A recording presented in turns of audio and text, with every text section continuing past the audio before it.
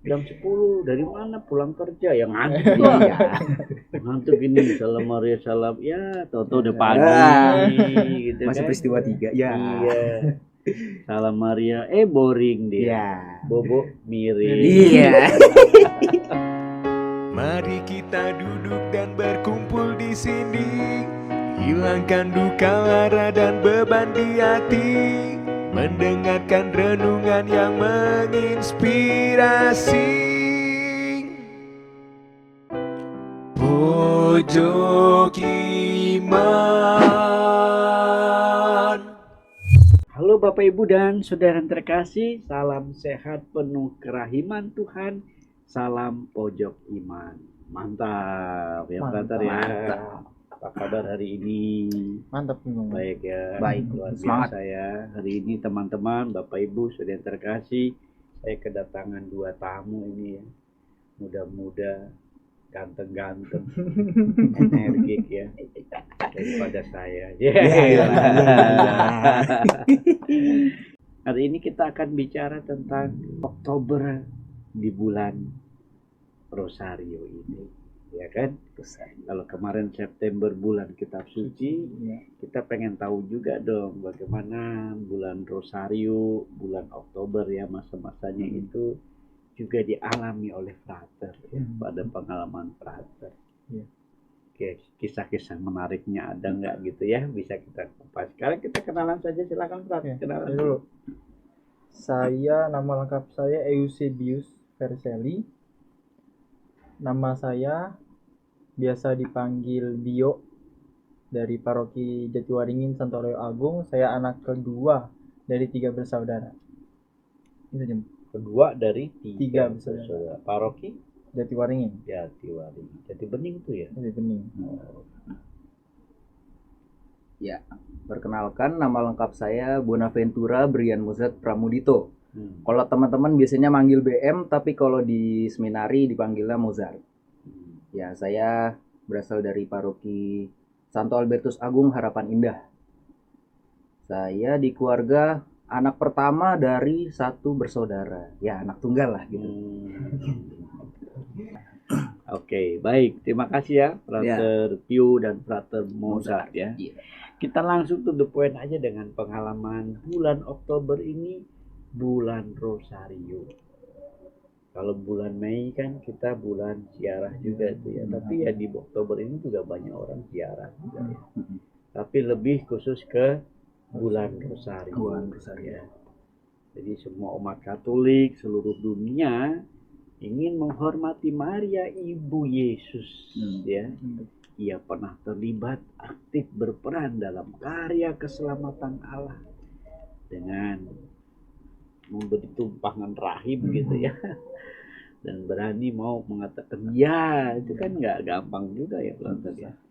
Dan kita dari kesusahannya itu, perjuangan yang tidak mudah itulah kita orang-orang Katolik menghargai Sang Ibu, Ibu Maria sebagai Bunda Gereja.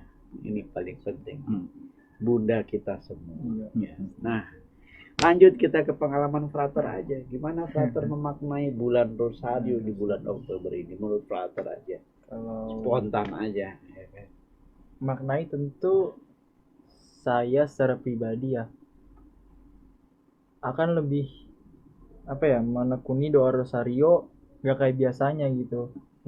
Biasa mungkin sudah tradisi di seminari dari dulu, seminari menengah Bertayudan, seminggu sekali. Lalu kalau di seminari Bertayudan dulu tuh setiap hari kita bagi per kelompok. Pokoknya setiap hari tuh pasti ada Rosario. Kan rame itu mau. Jadi bisa yang mimpin tuh 5, terus yang lain bisa ikutan gitu. Nah itu budaya di seminari. Kalau sekarang terbawa, dan komunitas kami juga ada Rosario ya, seminggu bisa 5 kali ya. Nah, 5 kali. Iya, 5 kali. 5 kali. Belum tiap hari nih. Tiap hari. Tiap hari, sebenarnya tiap hari itu pribadi. Tapi kalau yang komunal lah kita nyesuaiin waktu gitu. Ada waktu buat Rosario bersama. Tapi pribadi tetap jalan tiap hari. Jadi yang pribadi tiap hari, Tapi yang untuk komunitas bersama 5 kali. Iya, 5 kali dalam seminggu. 5 hari, Iya. jadinya sehari berarti ada ya. Mm-mm. Kecuali 2 hari yang bukan. Iya. Bukan. Tapi yang pribadi pasti ada. Iya, pasti. Kok bisa tahu yang pribadi ada? Itu memang udah kesepakatan kita bersama. Jadi waktu itu kita pas lagi makan malam, Iya.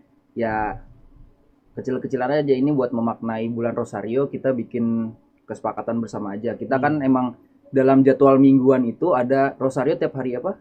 Rabu ya. tiap hari Rabu. Ya misalnya kayak hari Rabu gitu, rohani sorenya kita Rosario bersama. Tapi kan itu cuma jadwal mingguan dan cuma sekali seminggu Rosario bersama. Iya. Di bulan Rosario ini supaya kita bisa lebih memaknainya lagi, kita mau ngadain Rosario bersama, waktunya ditambah gitu, nggak cuma sekali seminggu jadi 5 kali 5 kali seminggu. Oh. Dan biar lebih mendalami itu, Ya. ya kita juga masing-masing coba melakukan Rosario juga gitu, secara pribadi. Ya, pribadi. Asik nggak sih, Fred, doa Rosario itu, Fred? Doa Rosario, kalau buat saya itu Rosario membuat saya tenang gitu.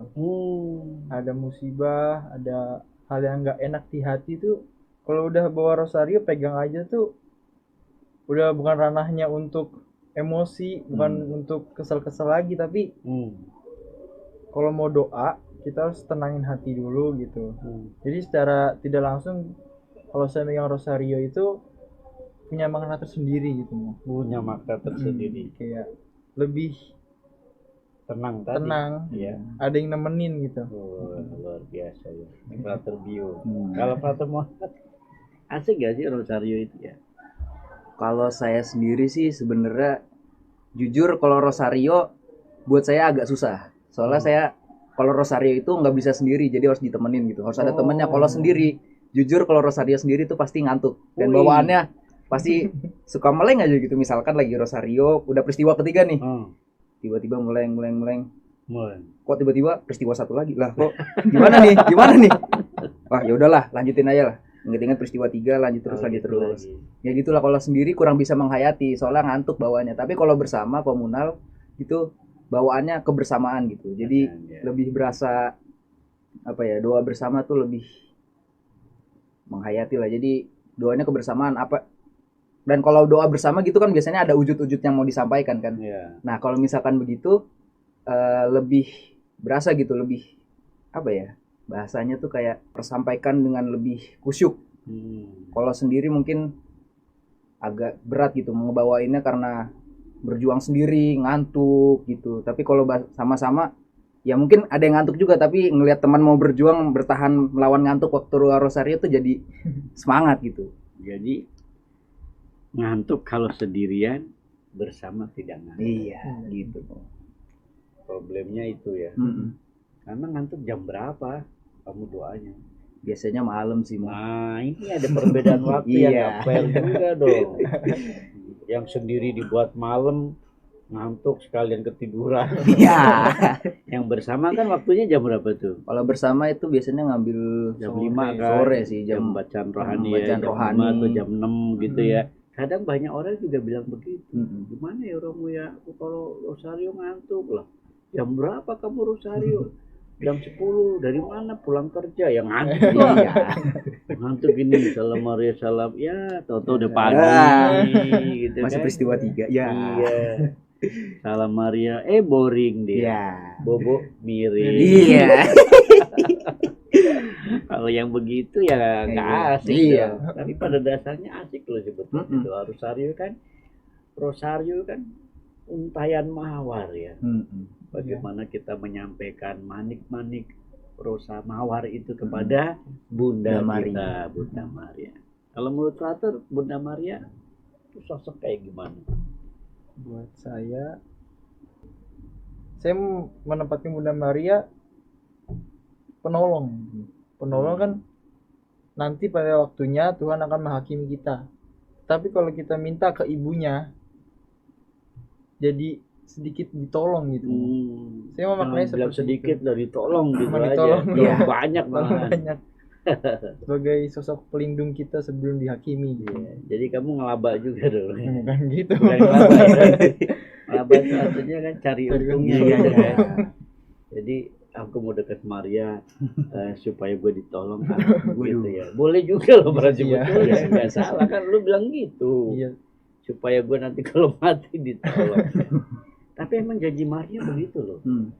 Siapa yang berdoa rosario, aku akan menolong dia pada saat kematiannya. Itu serius itu. Ya. Ditolong, dibela ya kan. Kan ada pengadilan terakhir gitu. Kalau Frater Mozart gimana Bunda Maria sebagai apa sosok? Sebagai sosok yang jelas sebagai sosok bunda gitu ya. Kalau kurang lebihnya sih sama seperti Frater Bio, memandangnya sebagai sosok penolong.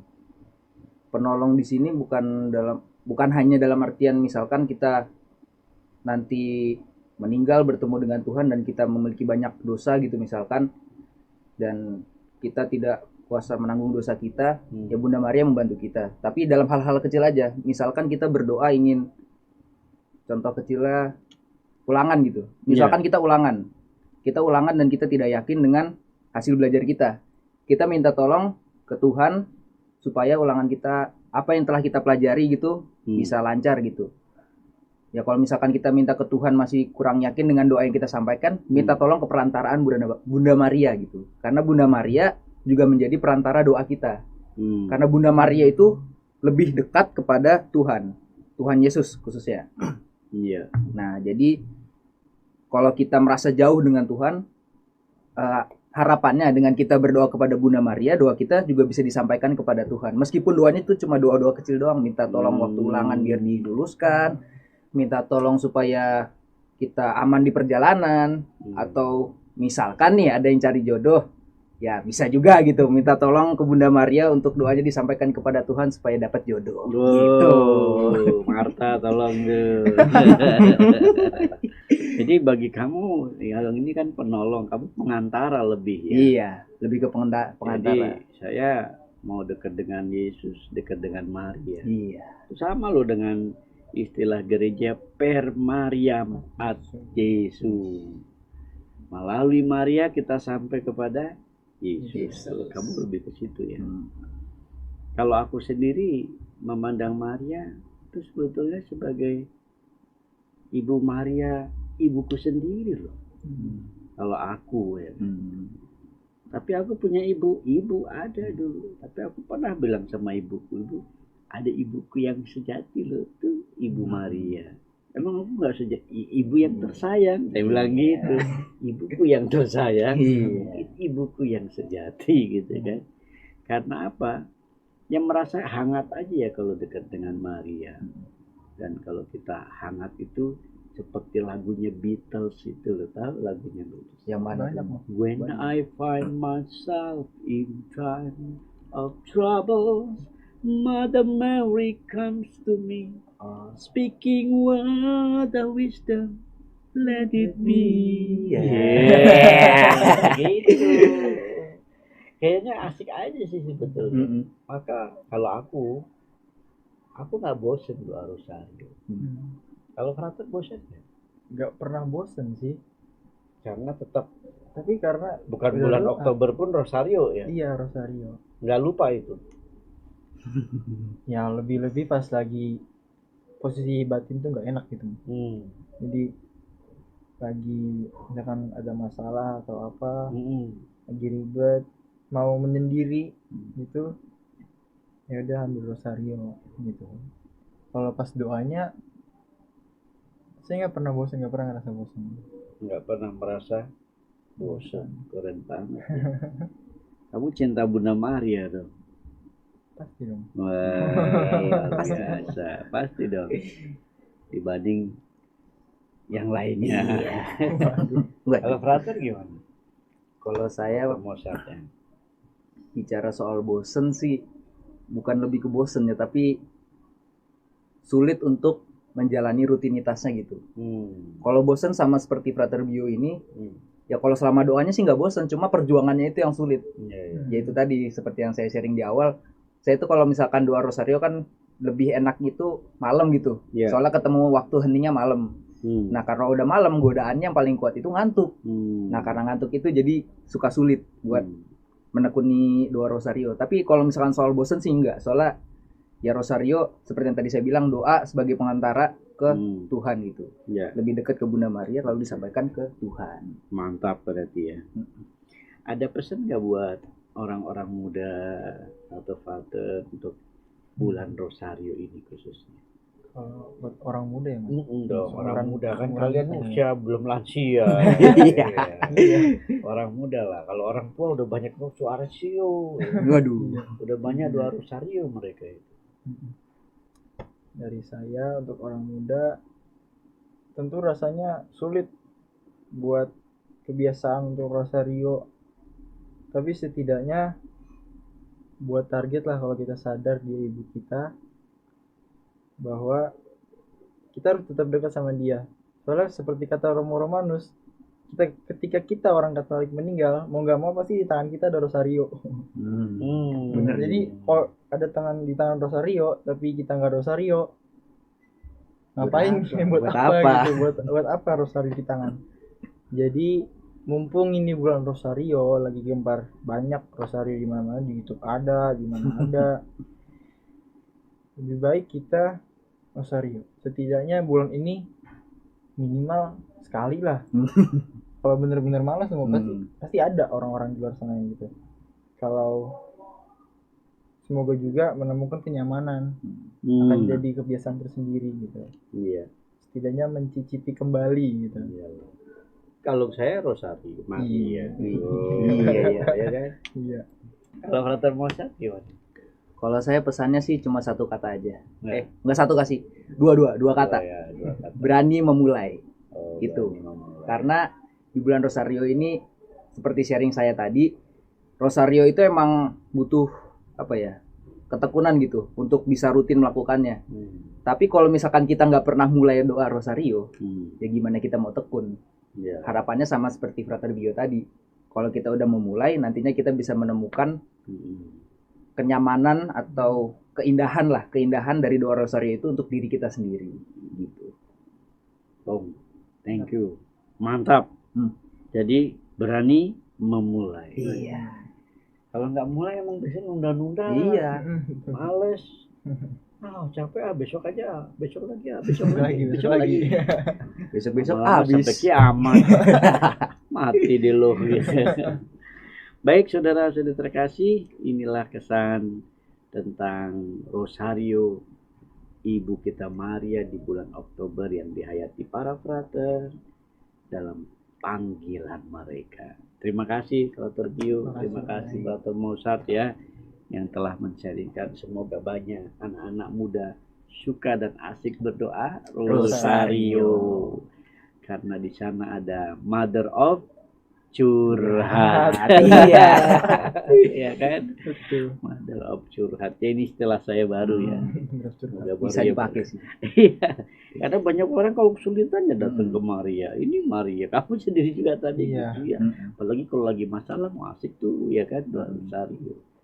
Semoga kita semua bisa menghormati. Ini kan dalam rangka menghormati Maria, orang suci pada zamannya, dan kita menghargai perannya dalam karya keselamatan Allah yang berani menjadi Ibu Yesus di dunia ini ya.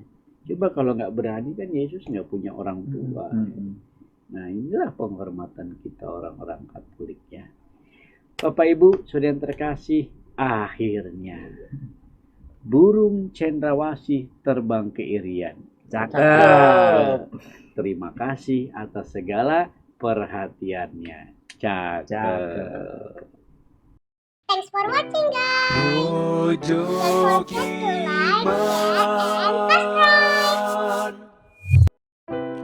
Pojok Iman.